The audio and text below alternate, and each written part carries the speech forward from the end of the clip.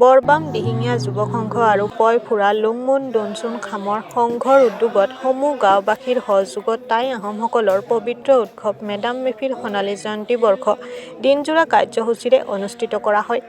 আজি উক্তখনত পুৱা সমূহীয়া চাফাই, পতাকা উত্তোলন, স্মৃতি তৰ্পণ, বৃক্ষৰোপণ আৰু পুলিন পুঠাওসকলক সেৱা জনাই মাংগলিক পূজা অনুষ্ঠিত কৰা হয়। ইয়াৰ পিছতে সাংস্কৃতিক শোভাযাত্ৰা বাহিৰ কৰা হয়। লগতে মুকলি সভা অনুষ্ঠিত কৰা হয়। মুকলি সভাত আগন্তুক দিনত আহোমসকলৰ পৰম্পৰা, কৃষ্টি, সংস্কৃতি, ভাষা আৰু অন্যান্য বিভিন্ন বিষয়ৰ ওপৰত আলোচনা কৰা হয়।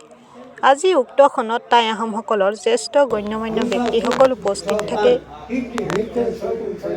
যিহেতু আজি পবিত্ৰ মেডাম মেফি আপোনালোকৰ বৰবাম দিহিঙীয়া গাঁৱতো বৰবাম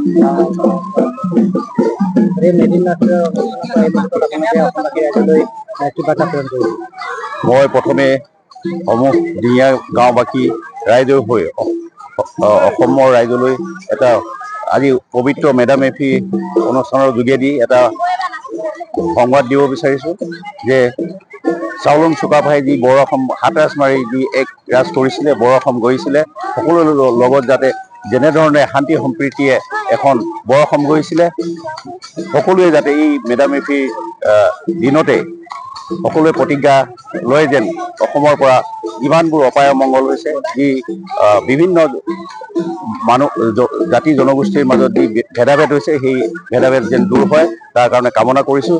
আজি আমাৰ বৰবাম দিহিঙীয়া গাঁওবাসী ৰাইজে 1977 চনৰ পৰা মেডাম মেফি উদযাপন কৰি আহিছিল। সেই উপলক্ষে আজি আমাৰ সোণালী জয়ন্তী বৰ্ষ। ইয়াত আমাৰ যুৱ সংঘ, পোৱালুং সংঘ আৰু আমাৰ দিহিঙীয়া গাঁওবাসীৰ উদ্যোগত এটা বিশাল আয়োজন কৰা হৈছিলে। আমি ৰাতিপুৱা 9 বজাত পতাকা উত্তোলন কাৰ্যসূচী আমি শুভাৰম্ভ কৰোঁ। তাৰপিছতে বৃক্ষৰোপণ কাৰ্যসূচী লওঁ। তাৰপিছতেই আমাৰ যি দাম পূজা, সেই দাম পূজা কৰা হয় আৰু তাৰপিছতে আমি ইতিমধ্যে শোভাযাত্ৰা বাৰেৰহণীয়া শোভাযাত্ৰা বিভিন্ন জাতি জনগোষ্ঠীৰ কৃষ্টি দলৰ দ্বাৰা আমি শোভাযাত্ৰা শেষ কৰিছোঁ আৰু আমাৰ সংবাদ কৰ্মীসকলক আমাৰ ধন্যবাদ জনাইছোঁ। তেখেতলোকে অশেষ কষ্ট কৰি আমাৰ এই অনুষ্ঠানটো সম্প্ৰচাৰ কৰাৰ বাবে আৰু আমাৰ সকলো গাঁওবাসীক ধন্যবাদ জনাইছোঁ। ইয়াৰ দ্বাৰা তেখেতলোকে যি শাৰীৰিক আৰু অৰ্থনৈতিকভাৱে এই অনুষ্ঠানটো পতাত সহায় সহযোগিতা আগবঢ়ালে, তাৰ কাৰণে সকলোকে ধন্যবাদ জনাই মোৰ বক্তব্য সামৰণি মাৰিছোঁ। আমাৰ এতিয়া আলোচনা 2টা বজাৰ পৰা আলোচনা চক্ৰ আছে।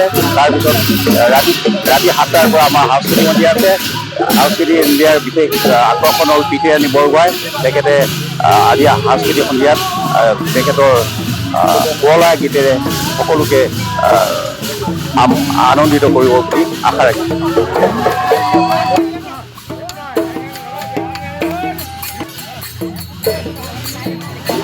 অসমবাসী ৰাইজলৈ মই পবিত্ৰ মেডাম মেফি উপলক্ষে শুভেচ্ছা জনাইছোঁ।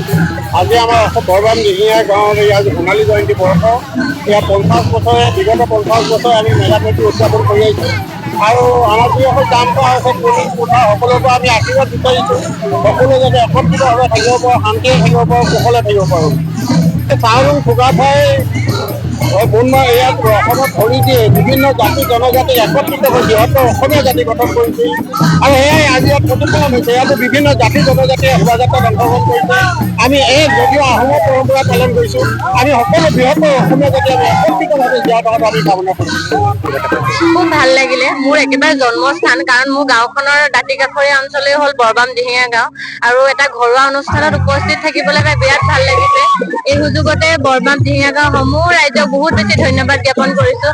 আহোমৰ এক পৰম্পৰাগত ধৰ্মীয় অনুষ্ঠান মেডাম মেফিলে মোক আমন্ত্ৰণ জনাই ইমান ৰাইজৰ মাজত দল সমদলেদি মোক ইমান ধুনীয়াকৈ যিখিনি কাৰ্য হৈ আছে বিৰাট ধুনীয়া লাগিছে আৰু আপোনালোকৰ যোগেদি সমূহ ৰাইজলৈ পবিত্ৰ মেডাম মেফিৰ বহুত বহুত শুভেচ্ছা জ্ঞাপন কৰিছোঁ। লগতে কি হ'ল, আমাৰ বৰদলনি অঞ্চলটো যিহেতু জাতি জনগোষ্ঠীয়ে ভৰপূৰ এটা অঞ্চল, গতিকে সাংস্কৃতিক শোভাযাত্ৰাটোত সমূহ ৰাইজে ইমান ধুনীয়াকৈ সহযোগ কৰিছে। সকলোকে এই সুযোগতে ধন্যবাদ জনাইছোঁ।